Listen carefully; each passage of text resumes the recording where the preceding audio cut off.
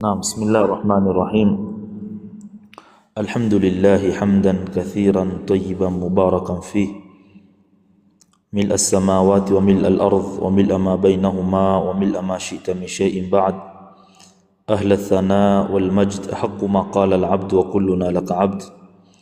اللهم لا مانع لما أعطيت ولا معطي لما منعت ولا ينفع ذا الجد منك الجد. اللهم رب جبرائيل وميكائيل وإسرافيل فاطر السماوات والأرض عالم الغيب والشهادة، أنت تحكم بين عبادك فيما كانوا فيه يختلفون. اهدنا لما اختلف فيه من الحق بإذنك، إنك تهدي من تشاء إلى صراط مستقيم. اللهم أعنا ولا تعن علينا، وانصرنا ولا تنصر علينا، واهدنا ويسر هدى لنا. رب اشرح لي صدري ويسر لي أمري واحلل عقدة من لساني يفقه قولي. بعد يكم حميدي الله سبحانه وتعالى na kumtakia rehma na amani Mtume Muhammad sallallahu alayhi wasallam, tunamshukuru Allah subhanahu wa ta'ala kwa kutuwezesha kuwa katika kukusanyika, japokuwa tumekusanyika kisauti na kinyoyo, lakini kwa ajili yake Allah subhanahu wa ta'ala, na kukumbushana yale tunayoyafahamu katika dini yetu, na ikiwa yale ambayo kwamba hatuyajui, basi tutakuwa tumekuwa ni wenye kujuzana na kujulishana ndani yake.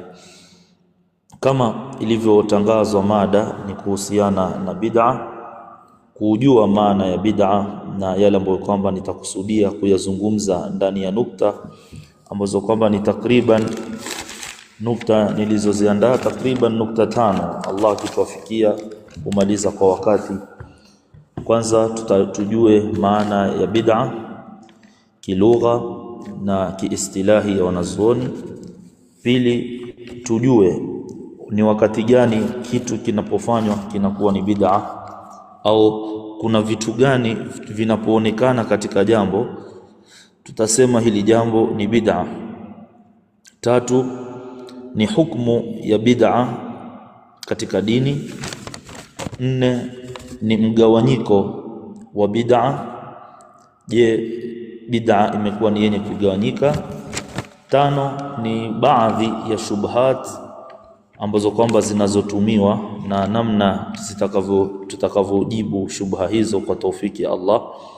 Na mwisho kabisa, Allah kituwafikia, tutatoa tu nasaha kwa Waislamu ambao kwamba ni fupi. Waislamu watukufu, Allah subhanahu wa ta'ala anatuambia katika Qur'ani yake tukufu, kuntum khayra ummatin ukhrijat linnasi ta'muruna bil ma'rufi wa tanhauna 'anil munkar. Aliusifu huu umma ambao kwamba ni umma wa Muhammad sallallahu alaihi wasallam kuwa ndio umma bora zaidi, ndio umma bora zaidi kuliko umma wengine wote. Akasema ta'muruna bil ma'rufi, kwamba nyinyi mnakuwa ni wenye kuamrishana mema, wa tanhauna 'anil munkari, na mkawa ni wenye kukatazana maovu. Katika aya nyingine Allah subhanahu wa ta'ala anatuambia, waltakum minkum ummatun yad'una ila alkhairi wa ya'muruna bil ma'rufi wa yanhauna 'anil munkari wa ulaika humul muflihun.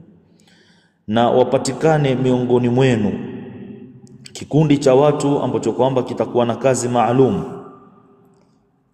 Kazi yao ta'muruna bil ma'rufi waltakum minkum ummatun yad'una ila alkhairi, wanaamrishana katika khairi, wayanhauna 'anil munkari, na wanakatazana yale ambayo kwamba ni maovu, na hao ndio watakuwa ni wenye kufaulu. Kwa hiyo suala la kukatazana maovu na kuamrishana mema ni suala ambalo kwamba linahitajika katika maisha ya Uislamu. Kwa nini nimeanza na mukaddima huu wa kuamrishana mema na kukatazana maovu? Leo katika masikitiko makubwa sana yaliyoko baina ya Waislamu ni kwamba unaweza ukampata Muislamu ni multazim, mashallah, anashikamana na dini na anapenda dini, lakini linapokuja suala la watu kukemea bid'a, anaambiwa Muislamu huyu anapenda ugomvi, Muislamu huyu ni mshindani, Muislamu huyu anataka kuwatetanisha Waislamu, hali ya kuwa miongoni mwa munkar ni bid'a. kwa sababu Mtume sallallahu alaihi wasallam alilikanya swala la bid'a, na masahaba ridwanullahi ta'ala alaihim walilikanya swala la bid'a. Kwa hiyo kama vile ni wajibu kwa Waislamu wawe ni wenye kukatazana wizi, kusema urongo, uzinifu, liwat na mengine dhulma, vile vile ni lazima Waislamu wawe ni wenye kukatazana swala la bid'a. Allah subhanahu wa ta'ala, ikiwa hatutokuwa na swala la kukatazana bid'at hizi ambazo kwamba zinafanywa, basi itampelekea sisi kupata laana za Allah subhanahu wa ta'ala, kwa sababu tutakuwa tumeacha kukatazana maovu. Allah anasema kwenye Qur'ani, lu'ina alladhina kafaru min bani israila ala lisani Dawuda wa Isa ibn Maryam dhalika bima asaw wa kanu ya'tadun kanu la yatanahawna an munkarin fa'aluhu. Walilaniwa na sababu iliyopelekea wao kulaniwa, kanu la yatanahawna an munkarin fa'aluhu, wao walikuwa hawakatazani yale maovu ambayo kwamba walikuwa ni wenye kuyafanya. Nisichukue muda katika mukaddima. Ikiwa tumesema bid'a ni jambo alilolikanya Mtume sallallahu alayhi wasallam, sasa hii munkari ya bid'a, hili neno bid'a maana yake ni nini? Tufahamuni ya kwamba maneno ya Kiarabu yanakuwa ni yenye kutafsiriwa kwa lugha, yanatafsiriwa kwa urf, yanatafsiriwa kwa kisheria na waghairu dhalik. Nitoe mfano katika neno sala, kabla sijaingia katika taarifu ya bid'a, ili tuelewe hii bid'a ni nini kilugha na kisheria. Kwa nini tutaitafsiri bid'a kilugha na kiistilahi? Kwa sababu maneno ya Kiarabu yanatafsiriwa kisheria, yanatafsiriwa kilugha na yanatafsiriwa urfan wa ghairu dhalik, lakini sisi tunataka kuchukua kilugha na tuchukue kisheria. Ni wape mfano. Allah subhanahu wa ta'ala anasema katika Qur'ani, ametuamrisha tuwe ni wenye kusali. Allah subhanahu wa ta'ala ametuamrisha tuwe ni wenye kusali kwa kusema wa aqimus sala na aya nyingi.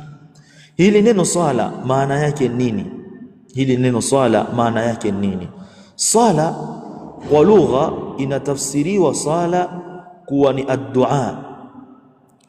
Allah subhanahu wa ta'ala anasema kwenye Qur'ani, Allah subhanahu wa ta'ala anasema kwenye Qur'ani katika suratu Tauba aya 103, khudh min amwalihim sadaqatan tutahhiruhum wa tuzakkihim biha wa salli alayhim inna salataka sakanun lahum. Allah akasema wasalli alayhim. Ma maana wasalli alayhim? Ud'u lahum, waombe dua, hakika dua yako ni utulivu kwao. Kwa hiyo neno sala linatafsiriwa, linapokuja katika ibara linatafsiriwa kilugha kwamba ni dua. Hadithi aliyopokea Imamu Muslim fi sahihi, Mtume sallallahu alaihi wasallam anasema, idha du'iya ahadukum falyujib fa in kana sa'iman falyusalli, pindi anapoitwa mmoja wenu mwito, amealikwa, basi aitikie ule mwito. Mwenzako Muislamu amekuita, itikia. Fa in kana sa'ima, ikiwa huyu mtu amefunga, falyusalli, awe ni mwenye kuomba dua, yani falyad'u. Kwa hiyo hawezi kutafsiri neno falyusalli hapa awe ni mwenye kuswali, la. Tafsiri ya falyusalli hapa ni kumwombea dua. Twende katika neno hili sala, taarifu ya kisheria. Utakuta ahlul ilm wanatuambia ni aqwalun wa af'alun, wengine wanasema makhsus, muftatahatun bitakbiri wa muhtatamun bitaslimi bisharaitin makhsusa, pamoja na ibara zinazotofautiana, lakini wakatafsiri katika istilahi ya kuwa neno sala ni af'alun na aqwalun ambazo kwamba muftatahatun bitakbiri wa muhtatamatun bitaslimi. Sala ni matendo na ni maneno ambayo kwamba yanakuwa ni yenye kufunguliwa maneno hayo kwa takbir na yanamalizwa na taslim, na ndio hii sala ambayo kwamba tunakuwa ni wenye kuisali. Allah anatuambia wa aqimus sala hafidhu ala salawati was salati al-wusta wa qumu lillahi qanitin. Baada ya kufahamu kwamba maneno sasa yanagawanyika sehemu mbili, kuna maneno ambayo kwamba yatatafsiriwa kilugha na kuna maana ambayo kwamba inatafsiriwa kiistilahi. Hebu twende sasa tuangalie maana ya neno bid'a ni nini. Hili neno bid'a ni nini? Ahlul ilm wametafsiri neno bid'a kwa taarifu tofauti tofauti. Mimi nitachukua tu baadhi ya ahlul ilm, pamoja na kuwa maneno yanaweza yakatofautiana, lakini maana ikawa ni moja iliyokusudiwa katika taarifu. Neno bid'a katika lugha, anasema Imamu Shatibi rahimahullahu ta'ala katika kitabu chake Al-I'tisam, asema ni al-ikhtira'u ala ghairi mithalin sabiq. Unaposema hili jambo ni bid'a kilugha, maana yake nini? Ni kule mtu kuvumbua, yani kuzua, kuweka jambo ambalo kwamba halijatanguliwa jambo hilo na mfano ambao kwamba umepita. Yani ni jambo ambalo kwamba halijakuwa ni lenye kutanguliwa, hili jambo linaitwa ni bid'a kilugha. Vile vile Sheikh Saleh Al-Fawzan hafidhahullahu ta'ala katika kitabu chake cha Aqidatu Tauhid, lakini pia kitabu hichi kinafahamika kama Ta'rifu al-Bid'a anwa'uha wa ahkamuha, anasema neno bid'a huwa al-ikhtira'u ala ghairi mithalin sabiq, kama alivyosema Imamu Shatibi katika Al-I'tisam, kwamba ni kule mtu kuvumbua, yani kuweka jambo ambalo kwamba halikuwepo kwa mfumo ambao kwamba haukuwa ni wenye kutanguliwa huko nyuma. Wakatoa dalili ya neno hili qauluhu ta'ala badi'u samawati wal ardh, yani mwanzilishi wa mbingu na ardhi, na qauluhu ta'ala qul ma kuntu bid'an min ar-rusul ay ma kuntu awwalan man jaa birrisala, yani waambie kwamba mimi sikuwa ndio mwanzo niliokuja na huu utume, niliokuja na huu ujumbe, kuna wale ambao kwamba wamenitangulia mimi. Bid'a hii yatakiwa ifahamike vizuri kwamba inakuwa katika ada, na bid'a inakuwa vile vile katika jambo ambalo kwamba ni la ibada. Bid'a inakuwa katika ada ambao kwamba watu wanafanya, na bid'a inakuwa katika ibada. Hii bid'a inapopatikana katika ada yale mambo ambayo kwamba watu wanayafanya ya kawaida, mambo ya kidunia kwa lugha fupi, hili jambo halina shida katika dini. Ndio pale utakuta baadhi ya watu unapowaambia kitu fulani ni bid'a, anakuambia kupanda gari ni bid'a.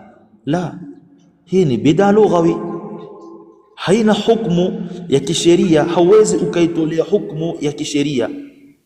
Kama vile neno sala kilugha, hauwezi ukaipatia sala kilugha hukumu ya sala kisheria. La, sala kilugha itabakia kilugha na sala kisheria itabakia kisheria, na zote zina hukumu zake. Mathalan, nitoe mfano ndio nieleweke kwamba hauwezi ukachukua hukumu ya bid'a kilugha ukaibebesha hukumu ya bid'a kisheria. Mathalan, swala ukitafsiri kwamba ni dua kwa lugha, dua ni dua, na sala ukitafsiri kisheria, unatakiwa sala uianze kwa mfumo maalum. Lazima utawadhe, lazima utawadhe, lazima uwe ni mwenye kuelekea kibla, upige takbiratul ihram, uwe ni mwenye kusoma maneno maalum. Hii ni sala kisheria. Sasa hauwezi wewe ukaambiwa kwamba mtu anaswali anaomba dua, ukamwambia anaomba vipi dua na hajapiga takbiratul ihram? La, hapo haiingii, kwa sababu hii ni swala kilugha. Lakini hauwezi pia vile vile swala kisheria ya kwamba wewe unahitajika uswali ukasema swala si ni dua, si lazima mimi niwe ni mwenye kupiga si lazima mimi niwe ni mwenye kupiga takbiratul ihram kwa sababu dua haitajiki takbiratul ihram. La, hapa takuwa umeenda makosa. Sasa vile vile bid'a kilugha, hauwezi ipatia bid'a kilugha hukumu ya bid'a kisheria. Mimi natarajia nafahamika vizuri. Hauwezi ipatia bid'a kilugha ukaipatia hukumu ya bid'a kisheria, kama vile kupanda gari, ambao kwamba haya ni masala ya ada, na tunafahamu katika masala wal aslu fi adatina al ibaha hatta yajia sarifu al-ibaha, asili katika ada ni mubah. Na haya ni maneno ambayo kwamba wanataja ahlul ilm, akiwemo Imamu Shatibi rahimahullahu ta'ala. Mmetumia maneno yake ili asiambiwe wanatumia maneno ya mawahabi. Imamu Shatibi rahimahullahu ta'ala. Kwa hiyo tumefahamu sasa lugha haichukui hukumu ya kisheria. Bado sijatoa taarifu ya kisheria, nimetoa tu taarifu ya kilugha na kueleza kwamba bid'a inakuwa katika mambo ya ada. Hapo itatafsirika bid'a kilugha, na bid'a inaweza katika mambo ya ada inakuwa ni mubaha afwan, na inaingia pia taarifu ya kilugha, na bid'a inaingia katika mambo ambayo kwamba ni ya ibada, na hapa ndio ile bid'a tunayoikemea. Naam, Imamu Shatibi alivyoitafsiri neno bid'a katika kitabu chake Al-I'tisam, tabaan naitumia mimi, ni ukurasa wa 34, anatuambia bid'a ni tariqatun fi ddini mukhtara'atun tudahi ash-shar'iyya yuqsadu bis-suluki 'alayha al-mubalaghatu fi at-ta'abbud lillahi subhanahu wa ta'ala. Imamu Shatibi anasema bid'a ni njia katika dini. Ni njia. Mtu anapofanya bid'a amefanya jambo ambalo kwamba ni njia, lina mfumo katika dini. Ukiliona hili jambo linakaa kama dini, tuksadu fi din mukhtara, lakini jambo lenyewe hili njia katika hii dini, yani wanaoifanya ni njia katika dini. Kama vile maulidi inafanywa ni njia katika dini, kama vile hitima inafanywa ni njia katika dini, kama vile kuswali nisfu Shaaban, sijui kufunga nisfu Shaaban, ni njia zinazofanywa katika dini. Lakini njia hii ni mukhtaraa, ndio tatizo. Njia hii imezuliwa, tena njia yenyewe tudhahi ash-sharia, njia yenyewe inafanana na sheria. Yani ukiitizama hiyo njia ambayo kwamba watu wameizua na ukitizama sheria inafanana. Dhikr ni jambo ambalo kwamba lipo katika sheria, lakini ukiangalia bid'a iliyofanywa katika dhikr unaona kwamba mbona hii inafanana na sheria. Naam, ndio bid'a hiyo, ndio bid'a yenyewe hiyo, kule kufanana katika sheria. Ndio maana pale mtu anapopiga maulidi, unapomwambia maulidi ni bid'a, anakwambia kuswalia mtume ni bid'a. Hilo ndo swali analokuuliza. Anakwambia kuleta dhikri ni bid'a. Kwa sababu gani? Tudhahi ash-sharia, inafanana na sheria. Nukta nyingine akasema yuqsadu bisuluki alaiha almubalaghatu fi at-ta'abbud lillahi subhanahu wa ta'ala, kinachokusudiwa katika hilo jambo linalokusudiwa ni mtu kufikia upeo wa kumwabudu Allah subhanahu wa ta'ala na kujikurubisha na Allah subhanahu wa ta'ala katika lile jambo, pamoja na kuwa lile jambo halimo, lakini yeye akawa ni mwenye kulikurubisha nalo kwa Allah subhanahu wa ta'ala. Kwa hiyo taarifu hii iko na dhawabit muhimu sana Muislamu ajue. Kwanza ni tariqatun fi din, ni njia katika dini, lakini njia hii yenyewe mukhtaraa, imezuliwa. Si tariqatun fi dini peke yake, ni tariqatun fi dini mukhtaraa, ni njia katika dini ambayo kwamba imezuliwa. Njia yenyewe dhabit ya pili tudhahi ash-shar'iyya, njia yenyewe inafanana na sheria, sio kwamba iko kando na sheria. La, ukiangalia yale aliyotuambia Allah subhanahu wa ta'ala katika sheria na yale ambayo kwamba yanafanywa kama bid'a yanafanana. Si kwamba mtu atafanya bid'a kitu ambacho kwamba hakiko katika sheria, la, atafanya bid'a kitu ambacho kwamba kinafanana katika sheria ukitizama katika mtizamo. Hii ni dhabit ya pili. Lakini dhabit nyingine yuksadu bisuluki alaiha almubalaghatu fi ta'abbudi lillahi subhanahu wa ta'ala, kinachokusudiwa hapo ni kufikia upeo wa mtu kujikurubisha na kumwabudu Allah. Hiyo ndio bid'a. Sasa mtu anakuambia lakini sinajikurubisha kwa Allah. Umejikurubisha kwa njia inayofanana na sheria, lakini haipo katika sheria. Naam, tutoe taarifu ya pili ambayo kwamba ni taarifu aliyoitaja Ibn Rajab al-Hanbali katika Jami' al-Ulum wal Hikam, na si wahabi huyu. Ibn Rajab al-Hanbali si wahabi huyu. Maana ukitoa hizi taarifati za bid'a unaambiwa nyinyi mawahabi A B C D. La, si wahabi Ibn Rajab. Ibn Rajab rahimahullahu ta'ala katika Jami' al-Ulum wal Hikam, taban leo toa mimi ni ukurasa wa 500, anasema kullu bid'atin dalala wal muradu bil bid'ati ma uhditha mimma la asla lahu fi shar'iyyati yadullu alayhi. Asema wal muradu bil bid'ati, makusudio ya bid'a. Alikuwa na tafsiri wa iyyakum wa muhdathati al umur. Sasa anatuambia fa inna kulla bid'atin dalala, anasema wal muradu bil bid'a, makusudio yanayokusudiwa kwa bid'a ni ma uhditha, ni yale ambayo kwamba yamezuliwa katika dini, mimma la asla lahu fi sharia, yale mambo ambayo kwamba haya ana asili katika sheria. Ukitizama lile jambo asili hakuna, asili ni kitabullah, asili ni sunnatu rasulillah. Ukitizama lile jambo halina asili katika sheria inayojulisha lile jambo yadullu alayhi, hiyo ndio bid'a. Jambo halina asili katika sheria.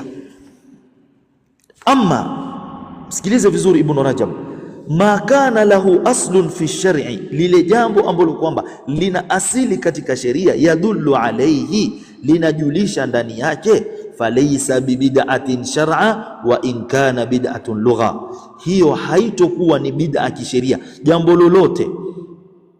lolote ambalo kwamba liko na asili katika sheria haiwi kuwa ni bid'a kisheria. Hata kama itaitwa bid'a, basi itakuwa ni bid'a kilugha, na hii tutakuja mbele huko ndio tutayafafanua vizuri zaidi maneno haya.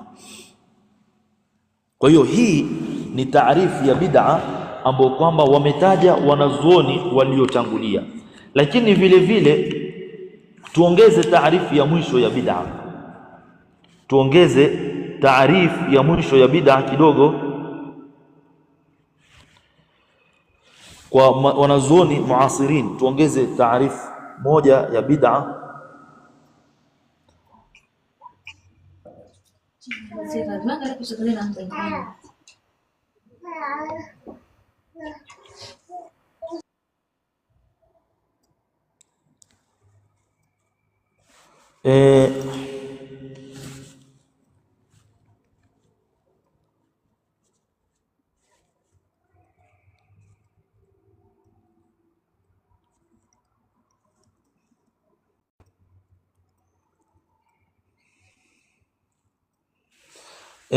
Sheikh Saleh Al-Fawzan hafidhahullahu ta'ala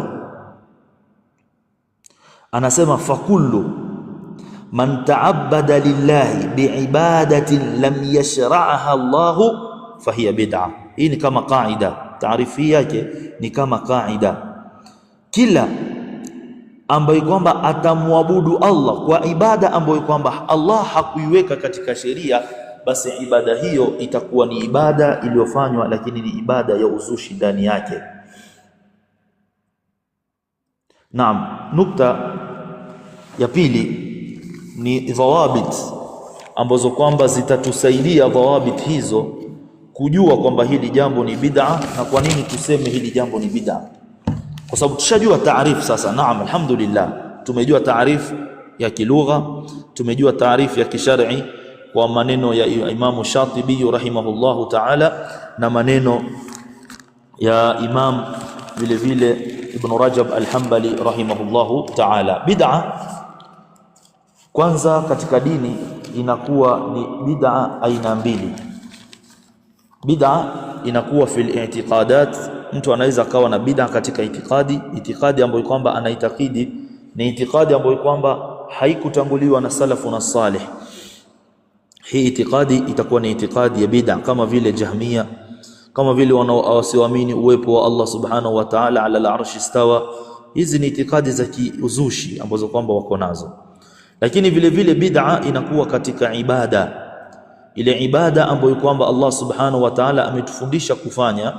Mtu anapofanya baadhi ya mambo yanapopatikana katika hiyo ibada, nitayataja haya mambo, hii ibada itaambiwa ni ibada ya kizushi. Jambo la kwanza, an yakuna fi asli al-ibada. Bid'a inaweza kuwa ni katika asili ya ile ibada. Kivipi? Ni mtu aweke ibada ambayo kwamba laysa laha aslun fi shar'i, ibada yenyewe haina asili katika sheria. Kama vile mtu ajiekee swala maalum au funga maalum. Mathalan, natoa tu ni mfano, huenda ikawa iko kwa sababu masufi hawachelewi kuweka mambo. Huenda ikawa iko mtu aseme pindi mwanamke anapokuwa na mimba mwezi wa 3 anatakiwa afunge. Mwanamke anapokuwa na mimba mwezi wa 3 atakiwa afunge. Hii somu hii asili yake ni ya uzushi. Kwa nini? Kwa sababu umeweka somu ambayo kwamba sheria haikuwa ni wenye kuweka. Pili, aziyadatu fil ibada, ni mtu kuzidisha katika ibada almashrua, ibada ambayo kwamba imewekwa katika sheria. Mfano, dhuhur tunatakiwa tuswali raka 4. Dhuhur tunatakiwa tuswali raka 4, asri raka 4, maghrib raka 3, isha raka 4, fajiri raka 2. Wewe ukaongeza ibada, ukaongeza raka katika hii ibada, na hii ndio wanaoikubali tu kwamba ni bid'a wao. Ukiwaambia bid'a, wanakuambia bid'a ni kuongeza raka, ni kama mtu aswali. Naam, hii inaingia katika bid'a, lakini hii inaingia katika bid'a ambayo kwamba ni ziada. Mtu amekuwa ni mwenye kuzidisha jambo. Jambo la 3, vipi tutasema hili jambo ni bid'a? Tukilitizama ni ile sifa fi adai ibadati almashrua, ile sifa ambayo kwamba mtu anakuwa ni mwenye kuitekeleza ibada ambayo kwamba ibada hiyo iko katika sheria, ukaitekeleza ibada hiyo kwa mfumo maalumu. Allah subhanahu wa ta'ala anasema katika Qur'ani, mathalan nitoe mfano, ya ayyuhalladhina amanu dhkurullaha dhikran kathira, mtajeni Allah sana, ambapo kwamba hii ni ibada mutlaqa. Tajeni Allah sana, pamoja na kuwa zimekuja namna ya Mtume sallallahu alaihi wasallam alivyotufundisha. Wewe sasa ukakaa ukaweka haia fulani na sifa fulani kwamba sisi tutamtaja Allah kwa sauti moja, kila mmoja sauti yake iwe ni yenye kusikika pamoja, la ilaha illa Allah Muhammadur Rasulullah, la ilaha illa Allah wahdahu la sharika la lahul mulku wa lahul hamdu wa ala, pamoja, sauti moja msikiti mzima, watu wamsalie mtume sauti moja msikiti mzima. Hii itakuwa ni katika bid'a, kwa sababu umeweka sifa katika ibada ambayo kwamba iko sifa ambayo kwamba haikufundishwa sifa hiyo na Mtume Muhammad sallallahu alaihi wasallam, wala hawakufahamu salafuna salih. 4 ni mtu kuweka takhsis waqt lilibadati almashrua, kuweka takhsis ya ibada ambayo kwamba ibada yenyewe ni mashrua, imefundishwa katika sheria. Ibada yenyewe imefundishwa katika sheria, lakini ukahusisha wakati maalum ambao kwamba sheria haikuhusisha. Mathalan, kufunga inaitwaje hii saum ya Lailatul Nisfi min Shaaban na kusimama usiku wake. Hii ni ibada, iko qiyamul layl, ipo kufunga, ipo, lakini wewe ukaiweka ibada hii ukafanyia takhsis ya wakati huu.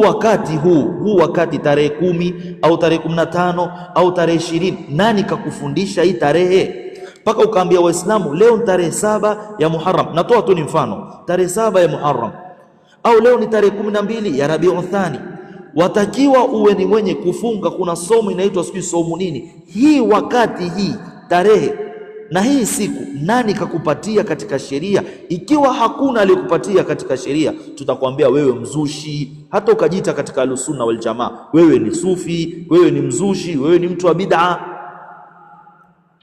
Kuweka takhsis ya wakati, kwa sababu anayehusika na suala hilo ni Mtume Muhammad sallallahu alaihi wasallam. Ndio maana wiki zilizopita tulifunga Ashura. Vipi? Kwa nini tufunge Ashura? Mtume alituambia siyamu yaumi Ashura, kufunga siku ya Ashura. Tulifunga siku ya Arafa. Mtume sallallahu alaihi wasallam alitufundisha tufunge siku ya Arafa, dalili tunayo. Wewe yako ya kufunga nisfu Shaaban ipo wapi? Utatuletea hadithi maudhu, hadithi ambazo kwamba hazina asili katika sheria, kama alivyotaja Ibn Rajab al-Hanbali rahimahullahu ta'ala katika Lataiful Maarif. Kwa hiyo kuhusisha wakati na siku, hii inaingia katika bid'a. Jambo la 5 ni kuweka idadi maalum ya jambo. Idadi yenyewe sheria haijaweka. Mathalan, mtu anakwambia ukimswalia mtume sallallahu alaihi wasallam mara 1000 utamwona Imamu Nawawi. Ukimswalia mtume sallallahu alaihi wasallam mara 3000. Hii idadi alikupa nani wewe? Hii idadi hii nani kakupa hii idadi wewe?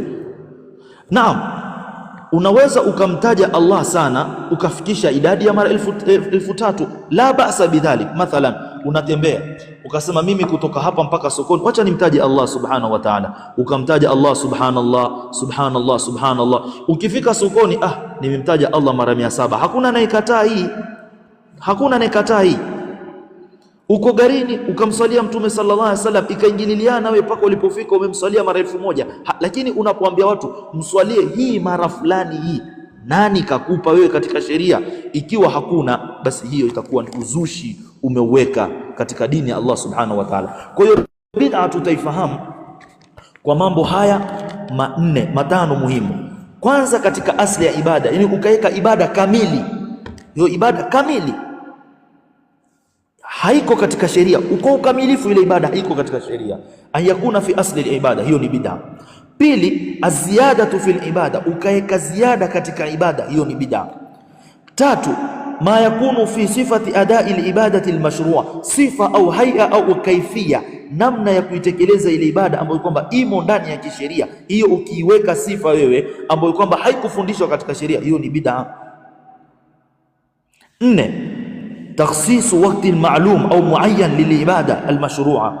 5, ni idadi, mtu kuweka idadi. Ni watolee mfano wa haya niliyoyasema kwa athar za masahaba ridwanullahi ta'ala alaihim, na sisi alhamdulillah huwa tunatembea na athar za masahaba ridwanullahi ta'ala alaihim. Mfano huu tu nitautumia mfano huu katika adhkar. Mfano huu tutautumia katika adhkar. Athar alioitaja Imamu ad-Darimi rahimahullahu ta'ala fi sunani. Athari hii ameisahihisha Sheikh al-Albani fi silsilati sahiha. Athari hii vile vile ameisahihisha Sheikh Muqbil, na ni athar alioitaja Imamu Darimi, Imamu Lalakai na Imamu Ibn Waddah, na wakaisahihisha.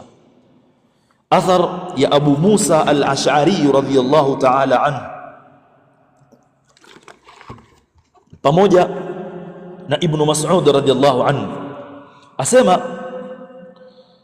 حدثنا يعلى ابن عبيد حدثنا الأعمش عن عمرو بن سلمة قال كنا نجلس على باب عبد الله بن مسعود قبل صلاة الغداة، فإذا خرج مشينا معه إلى المسجد، فجاءنا أبو موسى الأشعري فقال أخرج إليكم أبو عبد الرحمن بعد؟ قلنا لا. تسمى yote Kiarabu alafu ndo tuelezee. Fajalasa ma'na hatta kharaj, falamma kharaja qumna ilayhi jami'an, faqala Abu Musa ya Aba Abdurrahman inni ra'aytu fil masjid anifan amran ankartuhu wa lam ara walhamdulillahi illa khaira. Qal fama huwa? Qal in 'ishta فستراه. قال رأيت في المسجد قوما حلقا جلوسا ينتظرون الصلاة، في كل حلقة رجل وفي أيديهم حصى، فيقول كبروا 100 فيكبرون 100، فيقول هللوا 100 فيهللون 100، ويقول سبحوا 100 فيسبحون 100. قال فماذا قلت لهم؟ قال ما قلت لهم شيئا انتظار رأيك وانتظار أمرك.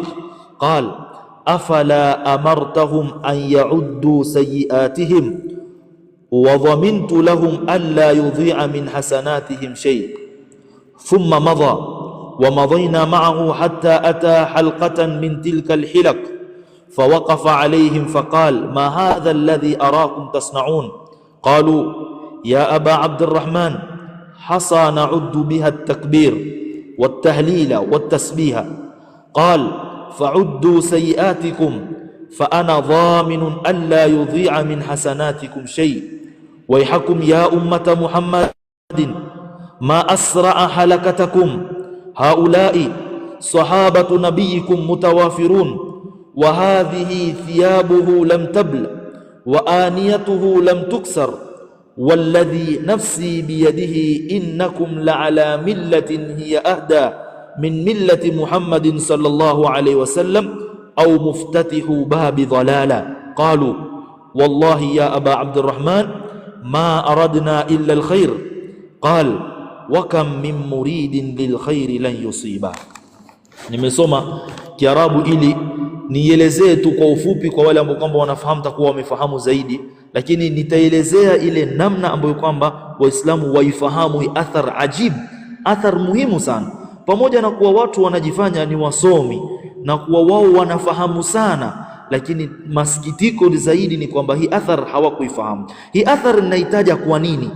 Na itaja athari hii kwa yale niliyoyasema huko nyuma, kwamba huenda ikawa jambo lipo katika sheria, ima ni adhkar, ima ni sala, lakini ukaileta kwa namna ambayo kwamba sheria haijafundisha, hili jambo limekuwa ni jambo la uzushi. Imamu Darimi, hadithi nimetaja au athar nimetaja wapokezi na nimetaja waliosahihisha katika maulama. Naam, anasema sisi tulikuwa siku moja tumekaa katika mlango wa Ibn Mas'ud kabla ya sala.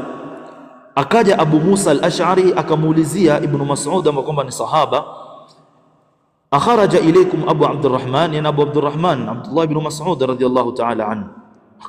Akaambiwa bado hajatoka, akawa ni mwenye kumsubiri. Alipotoka Abu Musa Abdullah ibn Mas'ud radhiyallahu ta'ala anhu, Abu Musa al-Ash'ari akamwambia huyu mwenzake Abdullah ibn Mas'ud, ya Aba Abdurrahman, inni ra'aytu fil masjidi anifan amran ankartuhu, mimi punde hivi karibuni kuna jambo nimeliona msikitini, jambo ambalo kwamba moyo wangu umelikataa hili jambo, walam ara walhamdulillah illa khaira. Akaulizwa ni jambo gani? Akasema twende, ukipenda utaliona. Alafu akamuelezea, raaitu fil masjidi qauman hilakan julusan yantadhiruna as-salah, mimi nimeona msikitini watu wamekaa vikao, zile halaka, wamekaa vikao ambavyo kwamba ni vya mzunguko, wanasubiri sala. Kusubiri sala ni ibada, kusubiri sala ni ibada, tena ibada kubwa. Mtu anakuwa ni mwenye kuswaliwa na malaika, mtu anakuwa ni mwenye kuombewa dua na malaika.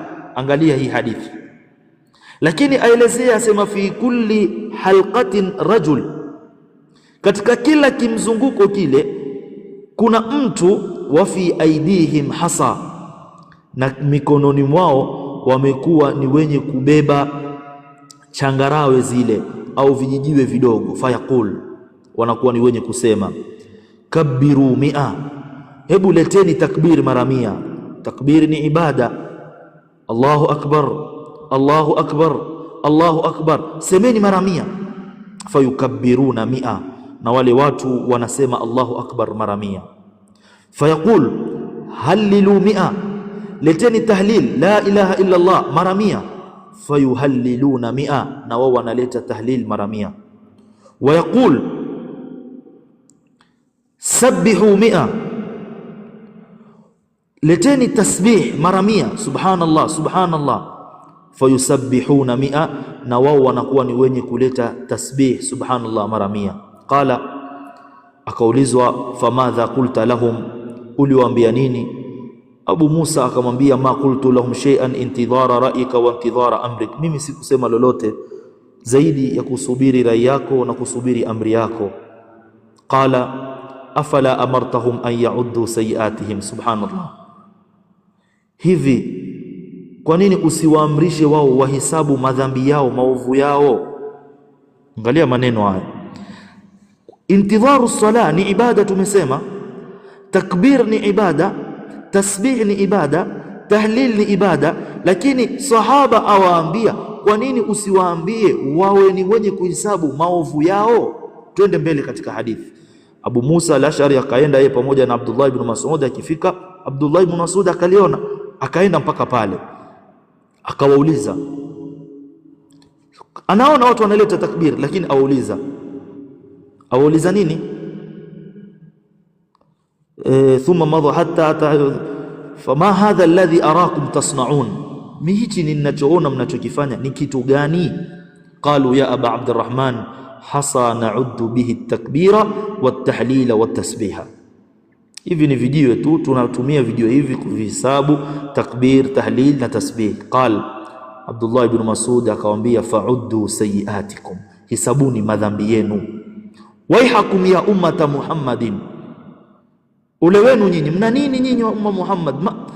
Mangamivu juu, muna nini nyinyi ummatu Muhammad? Ma asra halakatakum, mbona ni haraka ilioje kuangamia kwenu? Subhanallah.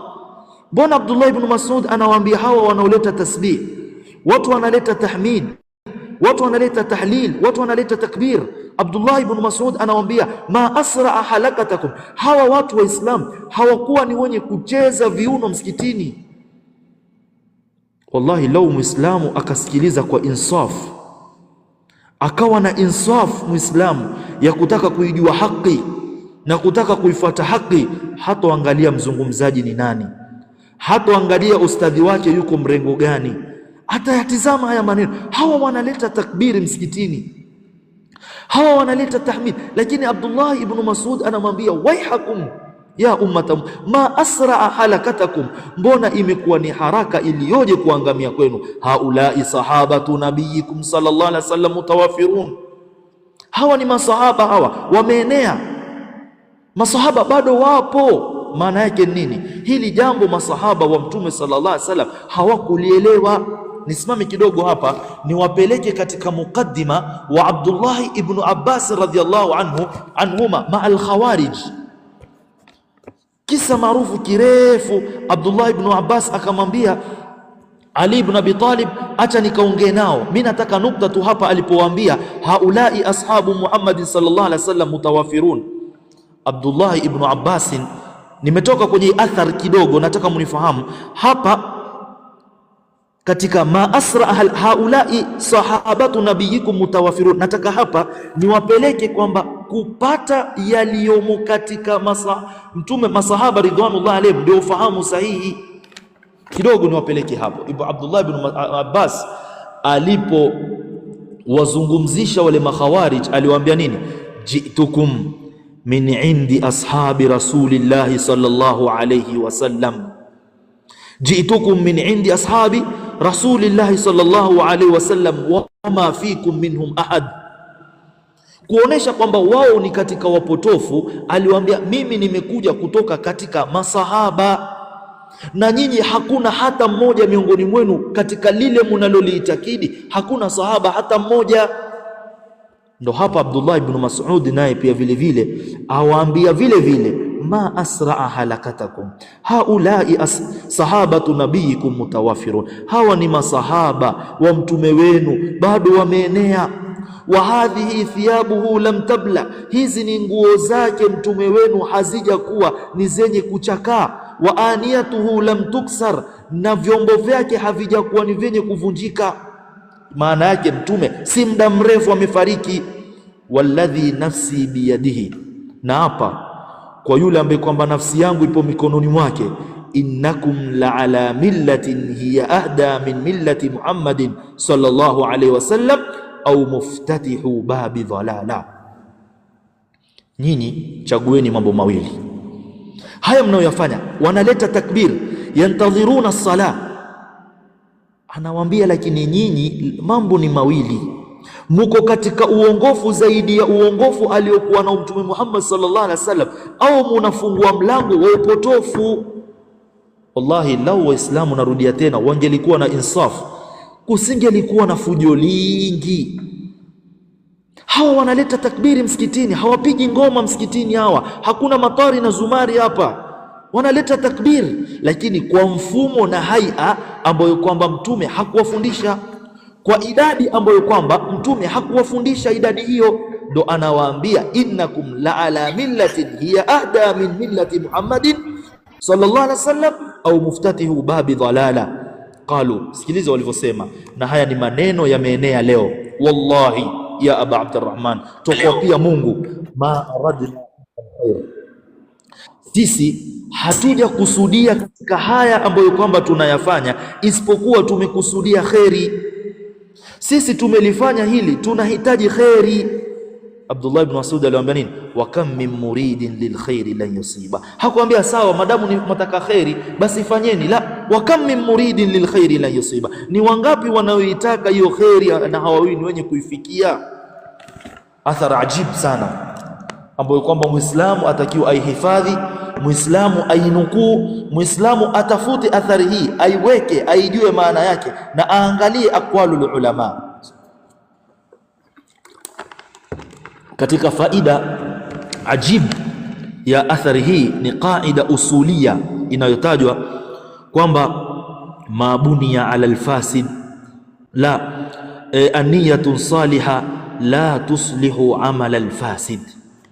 Nia ambayo kwamba ni nzuri haiwezi ikaweka vizuri jambo ambalo kwamba ni ovu. Wanakwambia nia yetu ni nzuri. Naam, nia inaweza ikawa ni nzuri, lakini jambo ikiwa ni baya, lile jambo litabakia kuwa ni baya vile vile. Mabuni ala alfasid fahuwa fasid. Jambo likijengewa na uovu na ubaya, bado litabakia kuwa ni baya hivyo hivyo. Kwa hiyo tumetaja vipi utajua kwamba utasema hili jambo ni bid'a. Tukataja mambo matano na tukatumia hii athar, lakini vile vile kuna masala mengine ya kufahamu ya kwamba wakati gani jambo linakuwa ni bid'a. Wanataja ahlul ilm akiwemo Imamu Shatibi rahimahullahu ta'ala katika al-i'tisam rahimahullahu ta'ala. Imamu Shatibi pia vile vile ameyataja maneno haya Ibn Hajar al-Haythami, na mimi nitasoma maneno Ibn Hajar al-Haythami. Nitaje tu kaida kwanza kwa ufupi, alafu nitaje maneno ya Ibn Hajar al-Haythami rahimahullahu ta'ala. Ni kwamba ibada ikiwa imepatikana sababu ya kufanya na kukakosekana kizuizi cha kutofanya, ibada ile Muislamu anapoifanya inakuwa ni bid'a. Shika kaida vizuri hii. Idha wujida sabab au idha qama almuqtada wantafa almani, na kikaondoka kizuizi, ile ibada Muislamu akiifanya, kuifanya inakuwa ni bid'a na kuiwacha inakuwa ni sunna. Nisome maneno kwanza, alafu tutakuwa ni wenye kuashiria pale alipopakusudia. Asema Ibn Hajar al-Haythami, si wahabi huyu, si wahabi huyu. Fa inna al-bid'ata ash-shar'iyyata dhalala kama qala sallallahu alayhi wasallam. Asema bid'a katika sheria ni upotofu kama vile alivyosema Mtume sallallahu alayhi wasallam, wa man qassamaha min al-ulamai ila hasanin wa ghairi hasanin fa inna ma qassama al-bid'ata al-lughawiyya. Anasema bid'a kisheria zote ni upotofu, na wale maulama waliogawanya bid'a hasan na ghairi hasan wamegawanya bid'a kilugha. Tutarudi huku tukifika insha Allah, hapo sipataki. Asema nataka hapa pazuri hapa sana. Ala tara anna sahabata wattabi'ina lahum biihsan radhiyallahu anhum ankaru al-adhana lighairi salawati al-khams kal-eidain wa in lam yakun hunaka fihi nahyun. Pasikilizeni hapa Waislamu. Anasema Ibn Hajar al-Haythami, hivi nyinyi hamuoni kwamba masahaba na waliwema waliotangulia, watabi'i waliofuata wao kwa wema radhiyallahu anhum, Allah awaridhie, ankarul adhana, wamekwenda kuikataa adhana, lighairi salawati al-khamsi, adhana kinyume na sala tano, yani hauruhusiwi kuadhini adhana yoyote kinyume na sala tano. Kal-eidaini, kama vile kuadhini siku ya idi mbili, Idul Adha na Idul Fitri, hakuna kuadhini. Wa illam yakun hunaka nahyun, pamoja na kuwa hakuna mahali popote katika sheria Mtume amewakataza watu kuadhini siku ya Idi. Masahaba walikuwa wakilikataza suala la kuadhini kinyume na swala tano, na tunakubaliana kwamba salatul Eid hakuna adhana, pamoja na kuwa sababu ya kuadhini ipo, ni kuwakusanya Waislamu pamoja na kizuizi hapuna, lakini Mtume sallallahu alaihi wasallam aliliacha ili jambo, hakulifanya la kuadhini, pamoja na kuwa hawa mabwana wao wanajifanya ni Mashafii wala sio Mashafii. Imamu al-Baihaqi wa Ibn Abi Shayba wanataja athari ya Ibn Umar radhiyallahu anhu kuadhini. Ilitokea watu waliadhini katika janaza katika Baqi. An-Nafi' qal, athara ametaja al-Baihaqi ash-Shafi'i rahimahullahu ta'ala, wa Ibn Abi Shayba asema udhina fi janazatin bilbaqi, kuliadhiniwa swala ya janaza katika sehemu za Baqi. Baqi ni sehemu wanazokuja Waislamu. Kuliadhiniwa swala ya janaza. Ibn Umar radhiyallahu ta'ala anhu akasema, ma hadha, angalia kuadhiniwa. Haya, adhana ni jambo baya jamani, adhana ni jambo baya. Ibn Umar anauliza, ma hadha, hii mnaofanya ni nini nyinyi? Qalu adhanu liljanaza, sisi tuadhini kwa sababu ya sala ya janaza. Qala la adhana illa lisalawati alkhams, hakuna adhana isipokuwa kwa sala 5 peke yake. Watu wanaadhini makaburini. Hii makaburini mumetoa wapi nyinyi? Mtu anaingia kule kaburini chini, Allahu akbar, Allahu akbar, na munayaona nyinyi Waislamu, na ikiambiwa si ni khairi. Ibn Umar alikataza hili, hadithi ametaja Imamu al-Baihaqi athari hii na Ibn Abi Shayba an Nafi. Riwaya nyingine ya Hudhaifa ametaja pia ni Ibn Abi Shayba, sallaina ma'a Hudhaifata ala janazatin falamma dufinat nada munadin as-salatu jami'a faqala Hudhaifa ma hadha atadhakkaruna albid'a la salata illa maktuba. Sallaina, asema tuliswali pamoja na Hudhaifa katika janaza. Falamma dufinat nada munadin, wakati sasa lipokuwa anataka kuzikwa akasema as-salatu jami'a. Hudhaifa akamuuliza atadhakkaruna albid'a, mnazikumbuka bid'a? La salata illa maktuba, hakuna sala isipokuwa iliyokuwa ni yenye kuandikwa. Na athar aliyotaja Darimi nyingine asema, kana ashabu Muhammadin sallallahu alaihi wasallam yakrahuna an yuadhana lighairi salawati alkhamsi, masahaba walikuwa wa Mtume wanakuwa ni wenye kuchukia kuadhiniwa kinyume na swala 5. Na hadithi amesahihisha Sheikh al-Albani na vile vile Imam al-Baihaqi. Ibn Hajar, niendelee na maneno yake kabla ya kuja masala haya ili tusikorogane. Anasema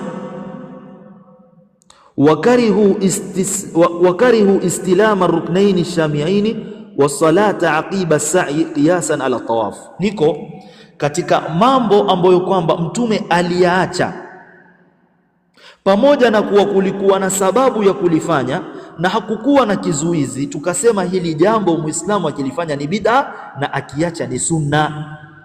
Kama vile Muislamu kuacha kuadhini kinyume na sala 5, unapofanya wewe umzushi. Ukiadhini makaburini wewe mzushi, hata ukajiita mtu wa sunna wewe ni mtu wa bid'a, ikiwa umefikiwa na nasiha na umefikiwa na bayana.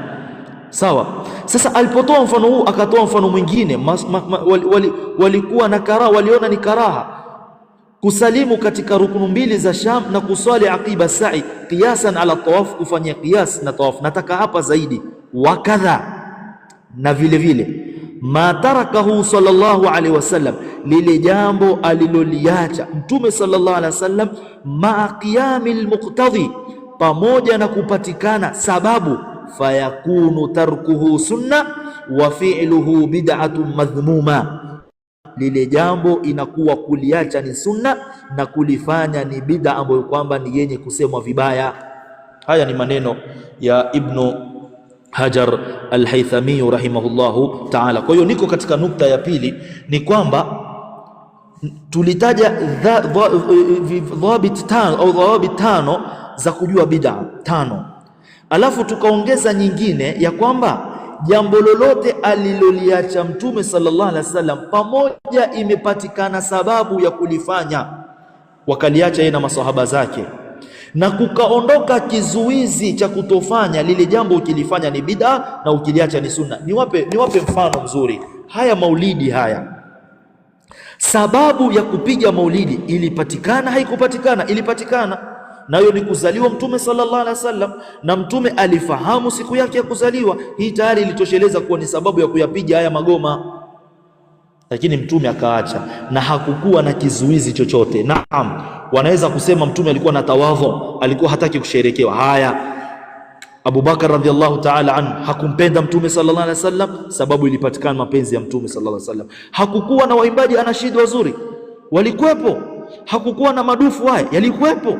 Misikiti hakukuwa, ilipowepo. Hawakuweza kutoka barabarani, waliweza. Kizuizi gani kilichowazuilia? Ikiwa hakukupatikana kizuizi, kufanya ni bid'a. Sasa ukielewa taarifu hii na msingi huu aliotaja Ibn Hajar al-Haythami na wengine katika ahlul ilm, akiwemo Imamu Shatibi katika al-I'tisam, utapata kuna masala ambayo kwamba Mtume sallallahu alaihi wasallam aliacha kwa sababu kulikuwa na kizuizi. Chochote kilichopelekea kuwa na kizuizi kufanya Mtume sallallahu alaihi wasallam, hilo jambo linapofanywa haliwi ni bid'a.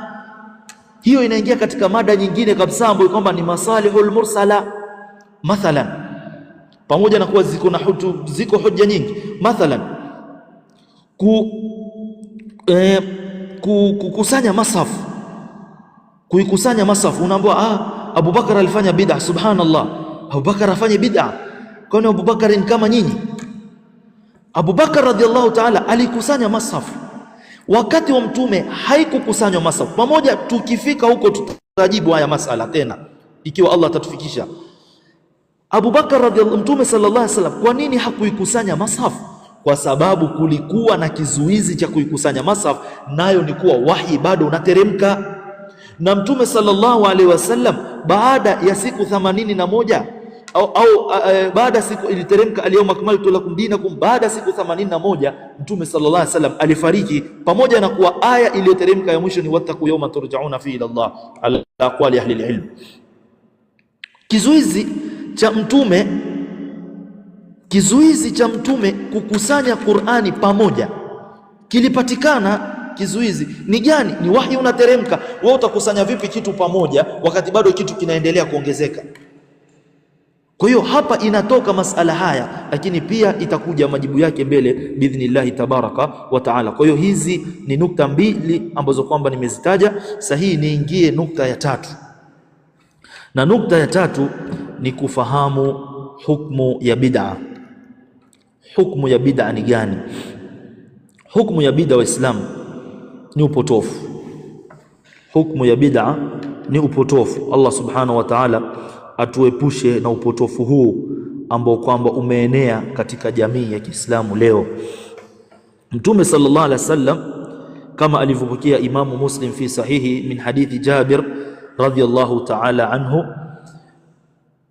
hadithi inasema kana yaqulu, yani hadithi ni ndefu, fi khutbatihi amma ba'd, Mtume sallallahu alaihi wasallam alikuwa kila anapopanda juu ya mimbar. Hebu sikilizeni Waislamu, kila anapopanda juu ya mimbar, hii inamaanisha kila siku Mtume sallallahu alaihi wasallam alikuwa na hili jambo. Kila siku alikuwa akisema nini Mtume sallallahu alaihi wasallam? Sisi bid'a zinakanywa labda baadhi ya watu kwa msimu, inapofika wakati wa maulidi, inapofika wakati wa hitima hizi inapofanywa, ndio utakuta baadhi lakini Mtume kila siku alikuwa akiwaambia masahaba zake, wa iyyakum wa muhdathatil umur, akiomba fa inna khayral hadithi kitabullah wa khayral huda huda Muhammadin sallallahu alaihi wasallam wa sharral umuri muhdathatuha wa kullu bid'atin dalala. Mtume sallallahu alaihi wasallam alikuwa akiwaonya masahaba zake kila juu ya mimbar, si masahaba peke yake, mpaka mimi na wewe, akiwaambia kila bid'a ni upotofu. Haya ni maneno ya Mtume sallallahu alaihi wasallam, na alikuwa akiyasema kila siku.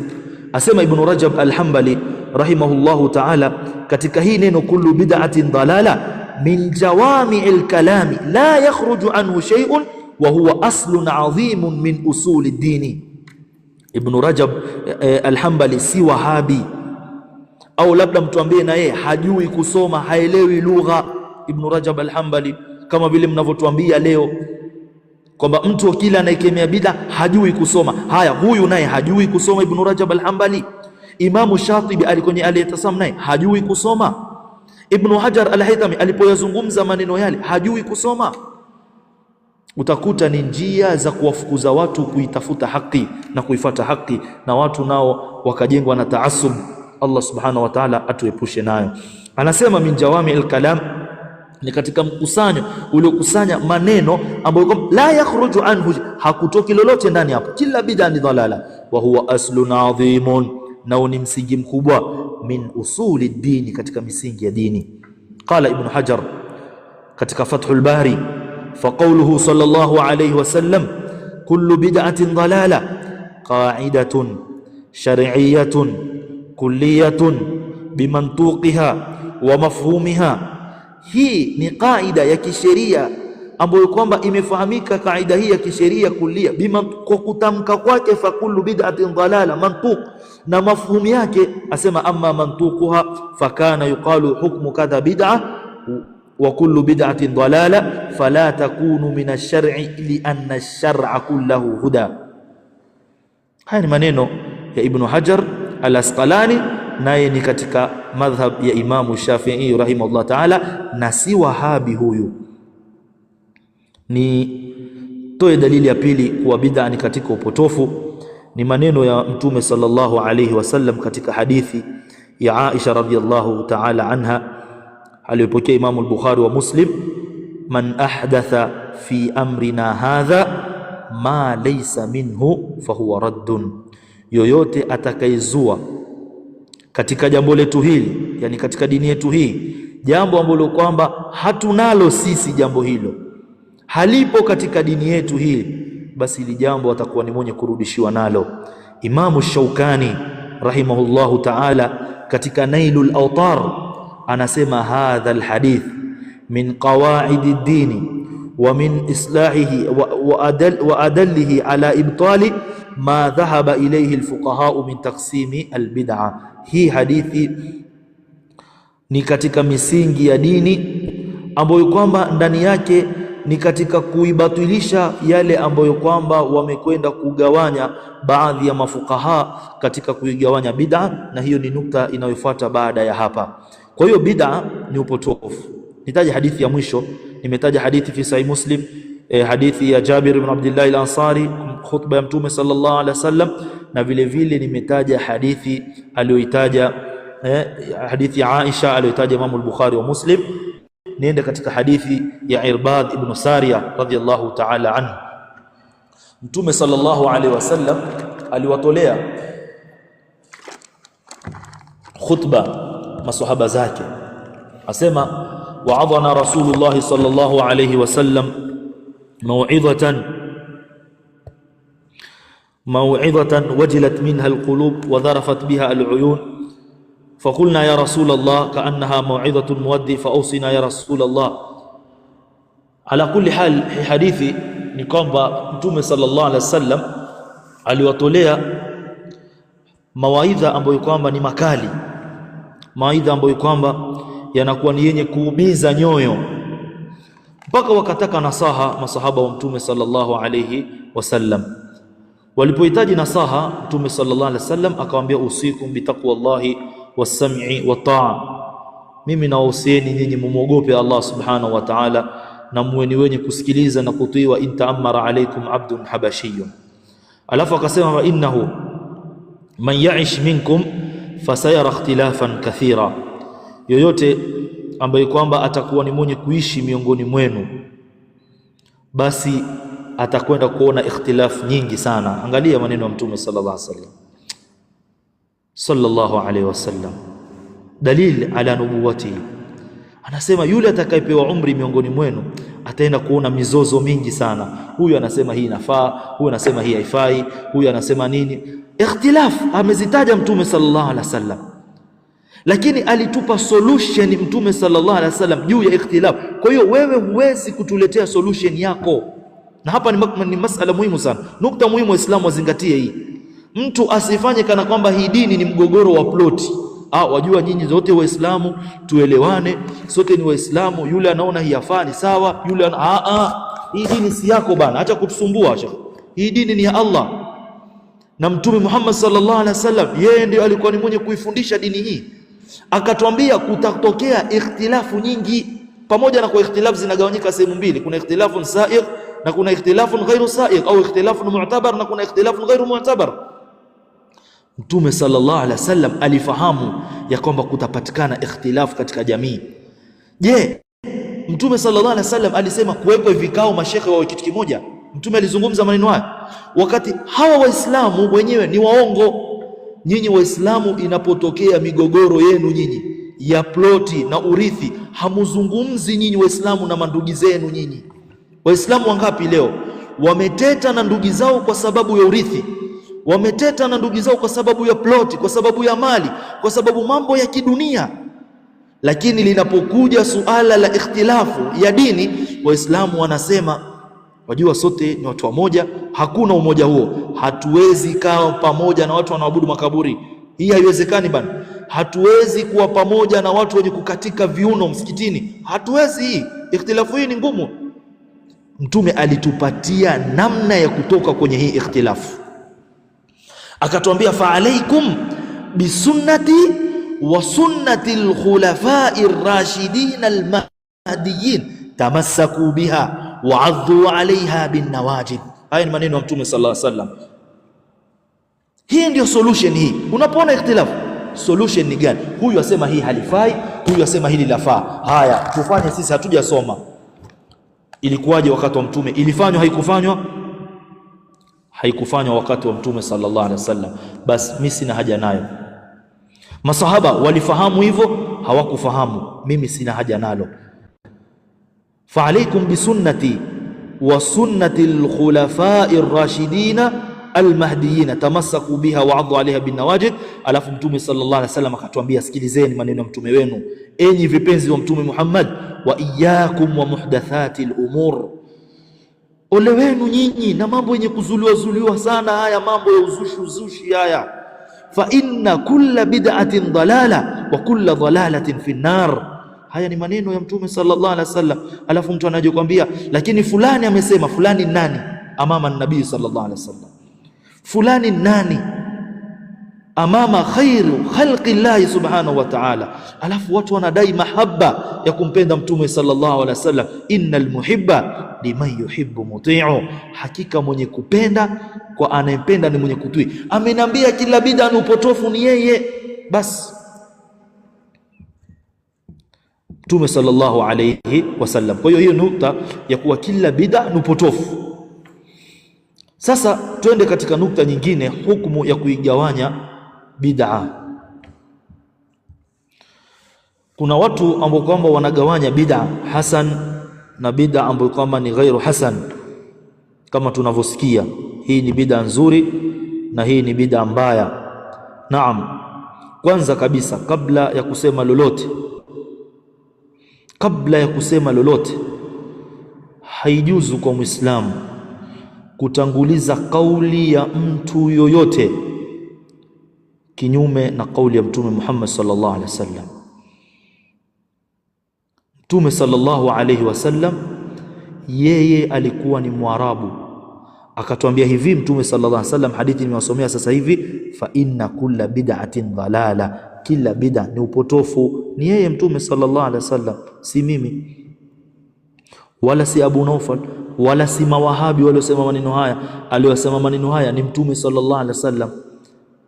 Kwa hiyo anapokuja yoyote akaenda kinyume maneno yake na Mtume Muhammad sallallahu alaihi wasallam, tunamwambia shekhe, tunamheshimu na tunampenda sana, bali sisi ndio tunampenda zaidi Imamu Shafi na wengine kuliko nyinyi, kwa sababu yeye Imamu Shafi anasema idha raaitumuni aqulu qawlan wa qad saha ani nabii sallallahu alaihi wasallam hadithan fadribu qawli bilhait. Maneno ya Imamu Shafi.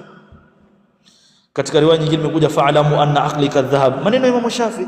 Mwaniona mimi nasema maneno haya, maneno yamepingana na mtume wenu nyinyi Waislamu. Pigeni maneno yangu kando huko, chukueni maneno ya Mtume sallallahu alaihi wasallam. Idha sahha alhadith fa huwa madhhabi. Haya ndio maneno ya Imam Shafi'i rahimahullah ta'ala.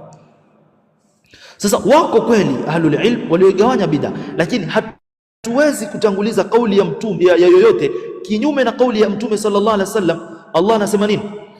Ya ayyuhalladhina amanu la tuqaddimu qawla ya ayyuhalladhina amanu la tuqaddimu baina yaday Allahi wa rasulihi, enyi mlioamini msitangulize qawla ya ayyuhalladhina la tuqaddimu baina yaday Allahi wa rasulihi, msitangulize mbele ya mtume na Allah subhanahu wa ta'ala na mtume wake. Lakini utakuta mtu unamwambia qala Allahu qala ar-rasulu, yeye anakwambia qala fulan qala fulan. Al-ilmu qala Allahu qala rasulu qala sahabatu mulirfani, hii ndio ilmu. Madha qala Allah? Allah subhanahu wa ta'ala amesema nini? Kwani ya ayyuhalladhina amanu atii'u Allah wa atii'u ar-rasul wa ulil amri minkum fa in tanaza'tum fi shay'in farudduhu ila Allah. Ikiwa mutazozana nyinyi. Sasa sisi tushazozana, je, bid'a ni inagawanyika au haigawanyiki? Kuna waliosema inagawanyika na kuna waliosema haigawanyiki. Haya, tumezozana, tufanye tumezozana, sasa ni ikhtilafu. Allah anasemaje?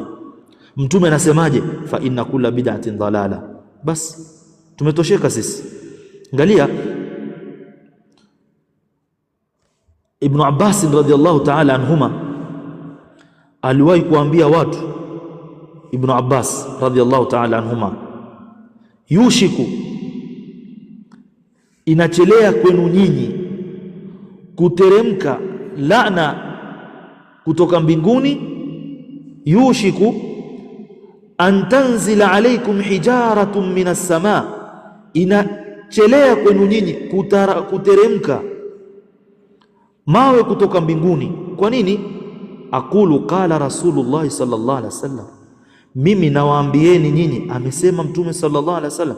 Watakuluna qala Abu Bakr wa Umar, na nyinyi mwanaambia mimi amesema Abu Bakar na Umar.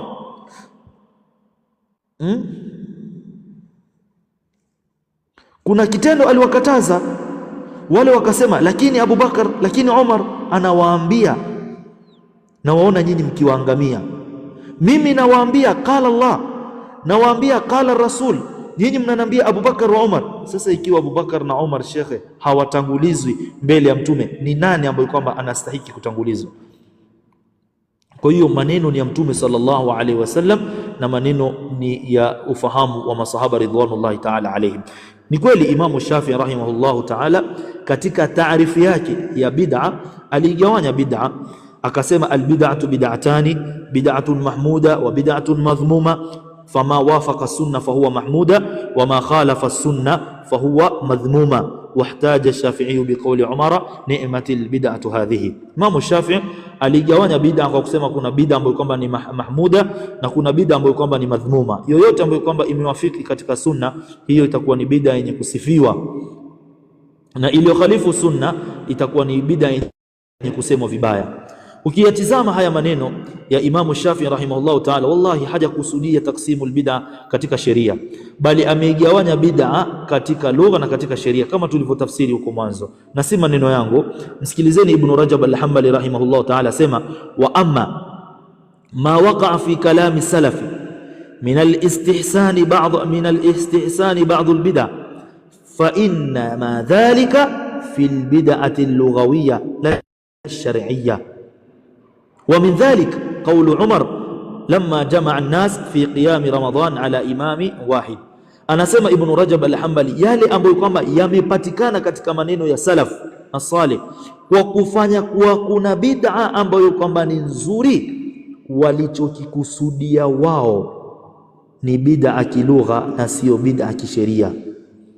Narudia tena yale maneno nikawaambia nitarudi huko ya Ibn Rajab al-Hanbali al-Haythami, Ibn Hajar al-Haythami anasema wal muradu, alipo Ibn Hajar al-Haythami maneno yake yako wapi? Anasema fa innal bid'ata ash-shar'iyyata dhalala kama qala sallallahu alayhi wasallam wa man qasamaha min al-ulama'i ila hasan wa ghairi hasan hasanin fa inna ma qasama albid'ata al-lughawiyya. Maneno Ibn Hajar al-Haytham anasema hata Shafi'i mwenyewe haja kusudia kwamba bid'a inagawanyika ila hasanin wa ghairi hasan. Anasema fa innal bid'ata ash-shar'iyya dhalala, bid'a za kisheria zote ni upotofu kama alivyosema Mtume sallallahu alaihi wasallam, na yoyote aliyekuwa ni mwenye kuigawanya katika maulama ila hasanin wa ghairi hasan anakusudia bid'a lughawiyya, sio bid'a kisheria. Hebu turudini kidogo jamani, Mtume aliposema kullu bid'atin dhalala, kwani masahaba walielewa vipi? Masahaba walielewa vipi? Abdullah ibn Mas'ud radhiyallahu anhu anasema ittabi'u wala tabtadi'u faqad kufitum wa kullu bid'atin dalala. Anasema Abdullah ibn Mas'ud, fuateni nyinyi wala msizue nyinyi Waislamu, mshatoshelezwa, mumewekewa kila kitu na kila bid'a ni upotofu. Maneno Abdullah ibn Mas'ud. Kwa hiyo kama hajui lugha ni yeye huyo Abdullah ibn Mas'ud wa sahaba. Hebu thubutu useme hajui lugha, thubutu useme Abdullah ibn Mas'ud hajui lugha. Njoo kwenda kwa Ibn Umar radhiyallahu anhuma, anasema nini? Kullu bid'atin dalala wa in ra'aha an-nasu hasana, kila bid'a ni upotofu hata kama watu wataiona bid'a hiyo ni nzuri. Haya ni maneno ambayo kwamba yako wazi kwa Waislamu, lakini vile vile kuna maneno ya Imamu Malik. Imamu Malik rahimahullahu ta'ala katika alimetaja Imam Shatibi katika al-Ihtisam, na vile vile ametaja wengine katika nazoni kama vile Qadh. Anasema man ibtada'a fil islam bid'atan, yoyote atakayezua katika Uislamu uzushi, yarahu hasana, atakauona uzushi huo ni mzuri, faqad za'ama anna Muhammadan sallallahu alaihi wasallam khana risala, huyo ameshakudai ya kwamba Mtume sallallahu alaihi wasallam amefanya khiana katika ujumbe. Kwa nini? Kwa sababu Allah subhanahu wa ta'ala anasema al-yawma akmaltu lakum dinakum, leo hii mimi nimewakamilishieni dini yenu, wa atmamtu alaykum ni'mati, na nimewatimizia neema yangu juu yenu, wa raditu lakumul islam dina, na nimeridhia Uislamu ndio iwe ni dini yenu. Anasema fama lam yakun yawma idhin dina, anasema lile jambo ambalo kwamba halikuwa siku hiyo ni dini, fala yakunu yawma dina, basi haliwezekani leo hii kuwa ni dini. Vile vile Imamu Ahmad rahimahullahu ta'ala katika usulu sunna anasema usulu sunnati indana at-tamassuku bima kana alayhi ashabu rasulillahi sallallahu alaihi wasallam wa tarkul bid'a wa kullu bid'atin dalala. Misingi ya sunna kwetu ni kushikamana kwa yale waliokuwa nayo Mtume Muhammad sallallahu alaihi wasallam na masahaba zake. Afwan, at-tamassuk bima kana alayhi ashabu rasulillah, kushikamana na yale aliokuwa nayo masahaba wa Mtume sallallahu alaihi wasallam na kuachana na bid'a, na kila bid'a ni upotofu. Kwa hiyo sisi tunatosheka kusema kullu bid'atin dalala. Alafu hii kullu bid'atin dalala unasema sio kila kul inakuwa ni dalala, na hii wa kullu dalalatin fi nar. Je, kuna upotofu unampeleka mtu peponi? Hebu tuambieni hapa, ikiwa hii kul kuna kullu juz'iyya na kullu kulliyya, pamoja na kuwa sisi tunafahamu kul idha udhifa ila nakira tufidu al-umum, tumenyamaza tu, hatuambii kitu. Haya, na hii wa kullu dhalalatin fi nar, hii inakusudiwa nini? Je, kuna upotofu unampeleka mtu potoni, umoye peponi? Upotofu unagawanyika. Utakuta hawana ambalo kwamba wanaweza kulitetea nalo hao wenye kusingizia maulama ili wawe ni wenye kuzipatia nguvu bid'a zao, waliyadhu billah. Naam. Tutoe shubha ya salatu tarawih.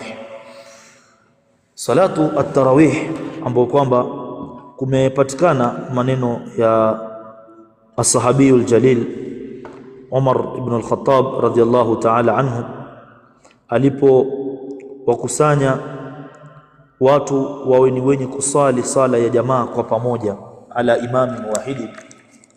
Umar ibn al-Khattab alisema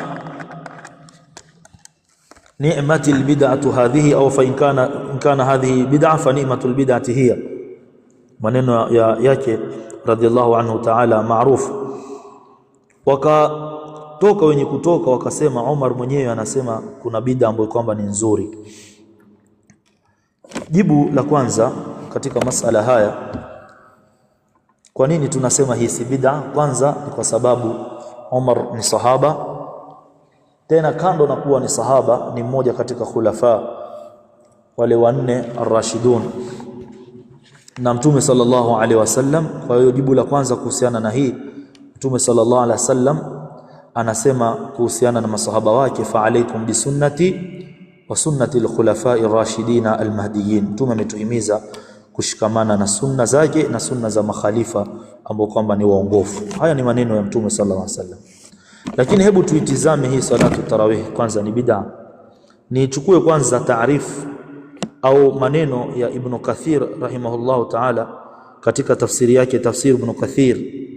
Pamoja na kwa Ibn Kathir naye si Wahabi, Ibn Kathir naye ni Shafi'i madhhaban, pamoja ni katika tulabu Ibn Taymiyyah, lakini ni madhhabi ya Kishafi'i rahimahullahu ta'ala. Na hapo ndo kuna mshangazo ambazo kwamba kila kitu watu waambiwe ni mawahabi ni mawahabi. Katika aya badi'us samawati wal ardh anasema wal bid'atu ala qismain, sema Ibn Kathir bid'a zinagawanyika sehemu mbili. Taratan takunu bid'a shar'iyya ka qawlihi wa kullu bid'atin dalala, kuna wakati bid'a inatafsiriwa kisheria kwa kauli ya Mtume sallallahu alaihi wasallam kullu bid'atin dalala, wa taratan takunu bid'a lughawiyya ka qawli amiril mu'minin Umar ibn al-Khattab an jam'ihim iyyahum ala salati at-tarawih واستمرارهم نعمة البدعة هذه أو إن كانت هذه بدعة فنعمة البدعة هي. Asema bid'a kuna wakati inatafsiriwa kilugha kama maneno ya Mtume aliposema kullu bid'atin dalala, na kuna wakati bid'a inakuwa ni kisheria kuna wakati ni kisheria kama maneno ya Mtume aliposema kullu bid'atin dalala, na kuna wakati bid'a inakuwa ni kilugha kama maneno ya Umar alipowakusanya masahaba wenzake na wasiokuwa masahaba alipowakusanya katika salatu tarawih. Umar akasema ni'matil bid'atu hadhihi. Hii inatafsiriwa neno hili kuwa ni kilugha, ni maneno Ibn Kathir, si maneno yangu. Kwa hiyo ikiwa mtu akona radi zake aangalie namna gani atamradi Ibn Kathir mpaka yamfikie maneno haya Ibn Kathir rahimahullahu ta'ala. Na tumesema si Wahabi Ibn Kathir rahimahullahu ta'ala. Lakini tukirudi katika taarifu ambao kwamba ndio kuna muhimu wa mtu kujua maana ya kitu. Taarifu aliyoitaja Imam Ibn Rajab al-Hanbali ya bid'a, akasema ma uhditha fi din, yale mambo ambayo kwamba yamezuliwa katika dini hayana asili katika sheria ndio inakuwa ni bid'a. Yani ile jambo ambalo kwamba halina asili katika sheria, hii inakuwa ni bid'a. Utakuta ya kwamba salatu tarawih ni sala ambayo kwamba iko na asli katika sheria, tena kutoka kwa Mtume Muhammad sallallahu alayhi wasallam yeye mwenyewe, kutoka kwa fiili yake Mtume sallallahu alayhi wasallam na kutoka maneno yake Mtume sallallahu alayhi wasallam. Fiil ni kule Mtume sallallahu alayhi wasallam kusimamisha hii salatu tarawih kama inavyofahamika katika hadithi ya Aisha, pamoja hadithi ni nyingi. Kuna kitabu cha Sheikh al-Albani rahimahullahu ta'ala, nadhani amekiita salatu tarawih, wallahu alam kumenitoka jina, lakini risala ajib, kitabu ajib katika masala salatu tarawih. Kila mwenye hoja zake za sijui qiyamul layli kwa pamoja ni bid'a. Hii kitabu Sheikh, kitabu ajib, kitabu kizuri sana, barakallahu fihi wa Allah takabali amali yake. Sasa hadithi ya Aisha radhiallahu ta'ala anhu imethibitisha kwamba Mtume sallallahu alaihi wasallam alisimama akaitekeleza ibada hii, lakini aliwahi kuiacha Mtume sallallahu alaihi wasallam au aliiacha Mtume sallallahu alaihi wasallam ibada hii kwa kuswalisha Waislamu kwa jamaa kwa kupatikana kizuizi, na tumeelezea masala ya kizuizi na kupatikana sababu. Mtume alihofia isije ikafaradhishwa kwa umma wake. Kwa hiyo Mtume sallallahu alaihi wasallam kule kufariki Mtume sallallahu alaihi wasallam, kile kizuizi kimekuwa ni chenye kuondoka.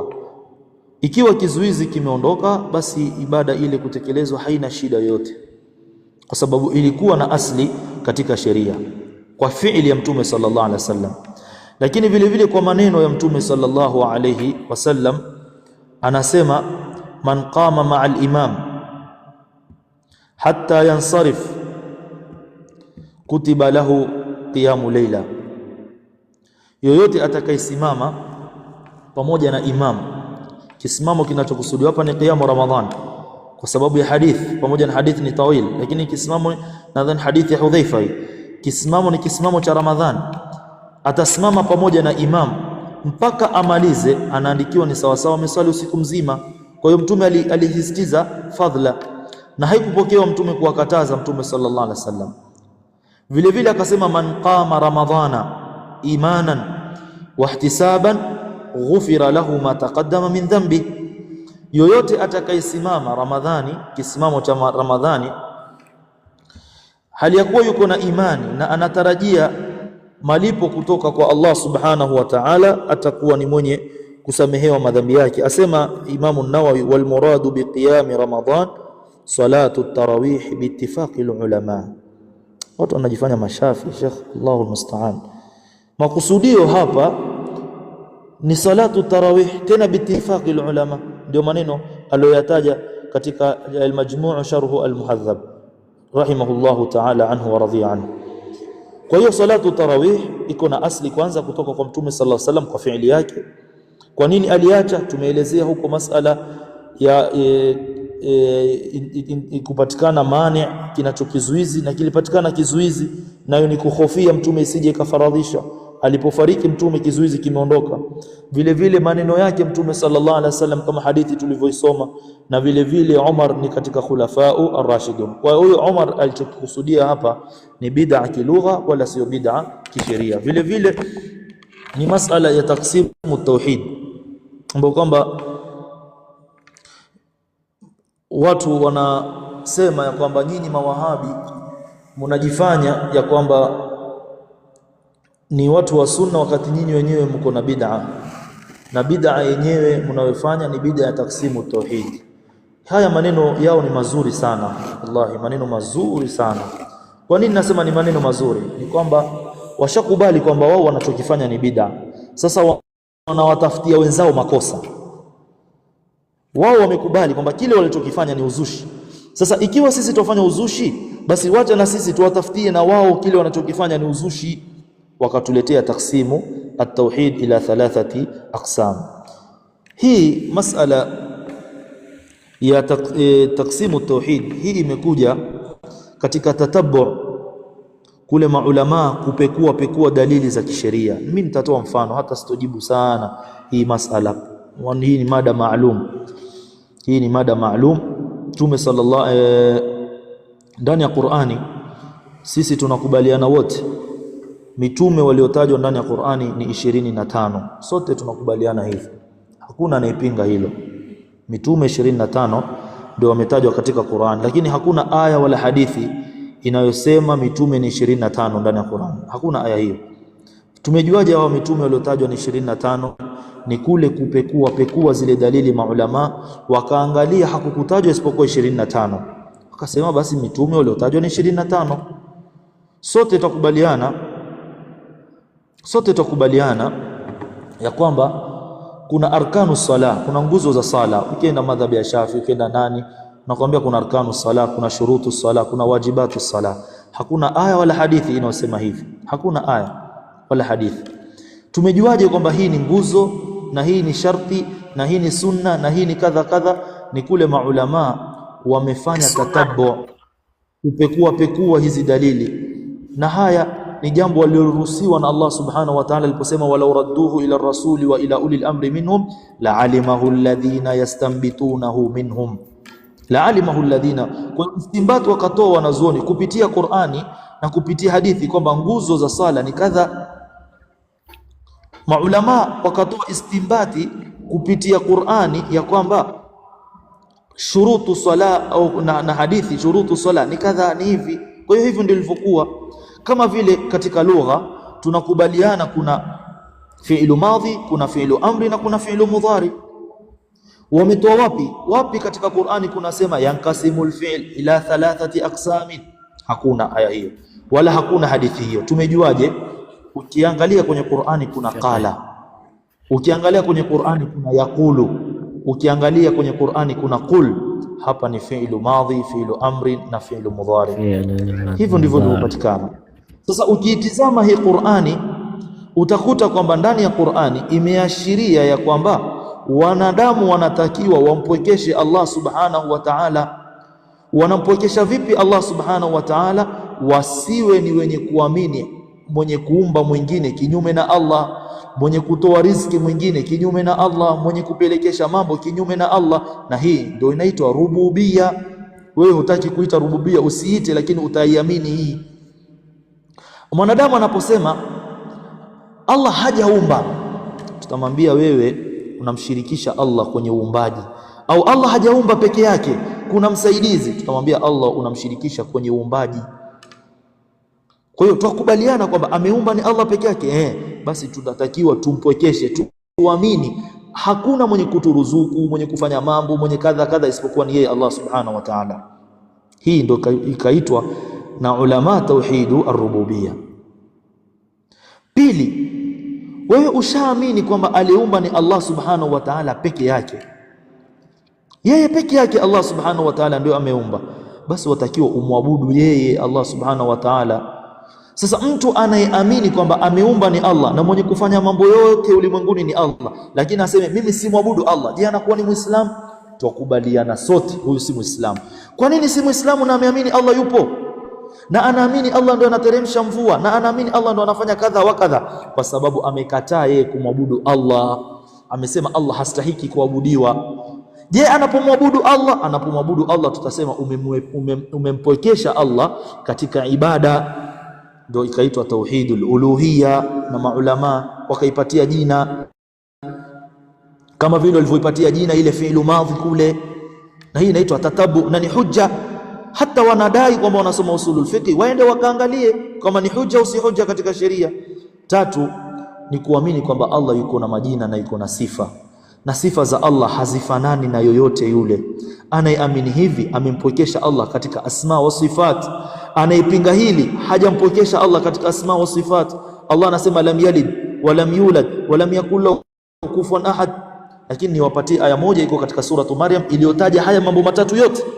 Wewe yape jina unalolitaka, lakini haya matatu yametajwa ndani ya Qur'ani, tena aya nyingi, lakini miongoni mwa aya rabbus samawati wal ardh wama bainahuma fa'budhu wastabir liibadatihi hal ta'lamu lahu samia. Allah anatuambia muumba wa mbingu na ardhi, mola wa mbingu na ardhi na viliomo baina yake, muabuduni huyu mola huyu, fa'budhu wastabir liibadati, fa'budhu, muabuduni yeye peke yake, huyu mola muabuduni huyu. Hal ta'lamu lahu samia, je, unamfahamu yoyote ambaye kwamba anakuwa ni mwenye kufanana jina lake na Allah subhanahu wa ta'ala na sifa zake? Bila shaka jibu ni la, hakuna. Kwa hiyo unaposoma suratul Fatiha alhamdulillah rabbil alamin, hapo unakubali kwamba yeye ndio mola mlezi, yeye ndiyo mola ambaye kwamba amekuwa ni mwenye kuwaumba wanadamu na kupelekesha mambo. Unaposema arrahmanir rahim, haya ni majina na ni sifa za Allah. Maliki yaumiddin, iyyaka na'budu wa iyyaka nasta'in, huku ni kumwabudu Allah peke yake. Sasa vipi utatuambia ni bid'a? Na istimbati za wanazuoni ndio wametoa katika hii aya. Sasa wewe tuletee istimbati yako, iko wapi? Iko wapi istimbati yako hiyo? Na hizi ni istilah ambazo kwamba zinatumika tu na inafahamika katika masala haya ya usulu alfiqh. Nadhani mimi nitakuwa nimemaliza, ingawa zimebakia dakika 3 za kunywa maji. Afwan, nilisema nitatoa nasiha. Nasiha yangu ni fupi sana, ni kwamba kwanza tufanye ibada zetu kwa ikhlas kwa ajili ya Allah subhanahu wa ta'ala, kwa sababu bila ikhlas ibada hiyo ni mardud, haiwi ni yenye kukubaliwa na Allah subhanahu wa ta'ala. Pili, tuko katika zama nzito sana, zama ambazo kwamba zimeenea fitna, watu kudai ilmu, na pia kuna wenye ilmu lakini wako katika upotofu. Mtu kuwa katika na ilmu si hujja peke yake, hii si hujja. Fulani amesoma, fulani ana library, fulani ana maktaba, hakuna hujja inaitwa maktaba katika sheria. Allah anatuambia afaraita man ittakhadha ilahahu hawahu wa adallahu Allahu ala ilmin wa khatama ala qalbihi wa ja'ala la basarihi ghishawa ila akhir al-aya. Sasa Muislamu hususan katika hii mitandao ya kijamii, jitahadhari sana, uangalie ni kwa nani unachukua ilmu yako. Ni kwa nani unachukua ilmu yako? Hili ni jambo wengi wanalidharau. Madamu yule ni Muislamu, mimi nitamsikiliza? La. Hata inapokuja katika swala la biashara, nyinyi mnachagua maduka, mnachagua hoteli, mnachagua vibanda vya kununua tomato. Mbona dini mnaidharau kiasi hichi? Watoto wenu mnapowapeleka mashule Waislamu, mnaangalia shule gani nzuri, lakini inapokuja katika dini, si sote Waislamu, mbona wale usemi wote ni walimu? Mbona usemi wote ni walimu? Ukampeleka tu aende akasome. Ikija masala ya matibabu, mnachagua madaktari waliobobea wazuri ambao kwamba watawatibu vizuri. Mbona kutibiwa nyoyo zenu hamuchagui matabibu wazuri? Wala hii sijamaanisha kwamba umsikilize ndugu yangu Muhammad Jafar, wala sijamaanisha umsikilize Osman Abubakar wala Abu Naufal wala mimi. Hatujipigii debe kusikilizwa sisi, lakini tunapigia debe wasikilizwe watu ambao kwamba wako katika sunna na ufahamu wa salafu saleh. Si lazima unisikilize mimi, yuko shekhe unayempenda yuko katika sunna, msikilize. Si lazima umsikilize Abu Naufal, yuko shekhe ambaye kwamba yuko katika sunna, msikilize. Haujakatazwa. Inna hadha al-ilma dinun, asema Ibn Sirin, fandhuru inna hadha al-ilma dinun fandhuru man takhudhuna dinakum, au kama qala rahimahullah. Hii ilmu ni dini, tizameni ni kwa nani mnachukua dini yenu. Msichukue tu dini ovyo ovyo majaya taka mkawa wenye kujazwa katika vifua vyenu. Ukisoma katika mukaddima sharh sahih Muslim, mukaddima sahih Muslim afwan, anasema kana an-nasu la yasaluna 'anil asanid, watu walikuwa hawaulizani kuhusiana na isnad. Falamma waqa'atil fitnatu qalu sammu rijalakum, ilipotokea fitna, fujo sasa limeenea, ikawa mtu anapokuja katika hadithi anaambiwa sammu lana rijalakum, hebu tuambie hii hadithi watu wenu alioipokea hadithi nani? Fayundharu ila ahli albid'ah, inatizama watu wa bid'a. Fayundharu ila ahli sunnati fayukhadhu hadithu, inatizama watu wa sunna, hadithi zao zinachukuliwa. Lakini wayundharu ila ahli albid'ah fayutraku hadithu, watu wa bid'a hadithi zao zilikuwa zikiachwa, hazisikilizwi watu wa bid'a, hadithi zao zilikuwa tayari zinafanywa jar, pamoja na kuna tafsiri nyingi na ta'wili nyingi ambazo kwamba zitaletwa. Lakini wewe Muislamu, nasaha ya mwisho, qif haithu waqafa alqawm waqul bima qalu wasluk sabila salafika salih, simama pale watu waliposimama ambao kwamba ni masahaba, sema yale ambao kwamba wameyasema wao. Usiwe ni mwenye kukubali wewe kuzuazua katika dini ya Allah. Sasa tunaliona ni jambo dogo, lakini uzushi ni jambo kubwa sana. Allah anasema yauma tabyadhu wujuhun wa taswaddu wujuhun, anasema Ibn Abbas tabyadhu wujuhu ahli sunna wa tabyadhu wujuhu ahlul bid'ah. Kwa hiyo tushikamane sana na sunna na tushikamane na mwenendo ambao kwamba waliokuwa nao salafuna as-salih, na tusikubali kughurika na shubuhat. Na shubuhat utazipata wapi? Ukiwafuata watu wa bid'ah. Wewe ukija kwa live ya Abu Naufal mathalan anasomesha, hakuna shubha ataitia katika kifua chako, wallahi nakuapia Mungu. Hebu nenda kwa wale masufi ukasikilize live zao, hakuna isipokuwa ni shubha. Hakuna isipokuwa ni shubha. Hebu angalia farq.